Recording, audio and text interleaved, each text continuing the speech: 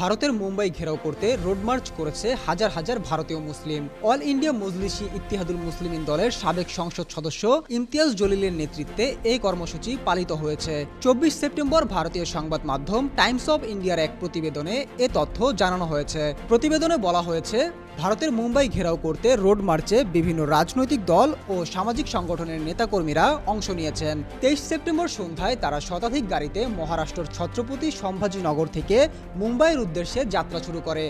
জানা গেছে, বিজেপি নেতা নীতেশ রানে ও ধর্মগুরু রামগিরি মহারাজ ইসলাম ধর্ম নিয়ে কটূক্তি করায় তাদের বিরুদ্ধে পদক্ষেপ নিতে এই পদযাত্রা কর্মসূচি পালিত হয়।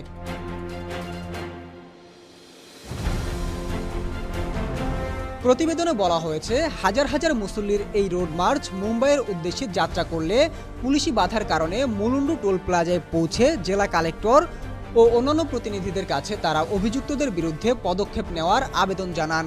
পুলিশ জানিয়েছে, মুম্বাই অভিমুখে যাত্রার কারণে প্রথমবারের মতো সমৃদ্ধি এক্সপ্রেসওয়েতে যানজটের সৃষ্টি হয়েছে। কয়েক হাজার গাড়ি এই র্যালিতে অংশ নেয় এমন ঘটনা ঘটেছে।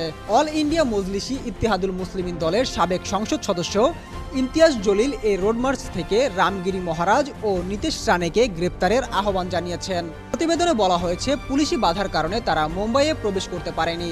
তাদের রোধ করতে মুম্বাইয়ের প্রবেশদ্বারে প্রায় ৩,০০০ পুলিশ মোতায়েন করা হয়েছিল। পরিস্থিতির ওপর কঠোর নজর রাখা হয়েছে। তারা সোমবার রাতে কর্মকর্তাদের কাছে আবেদনপত্র জমা দিয়ে ঘটনাস্থল ত্যাগ করেছেন। এই বিক্ষোভে প্রায় ২,০০০ গাড়ি অংশ নিয়েছিল।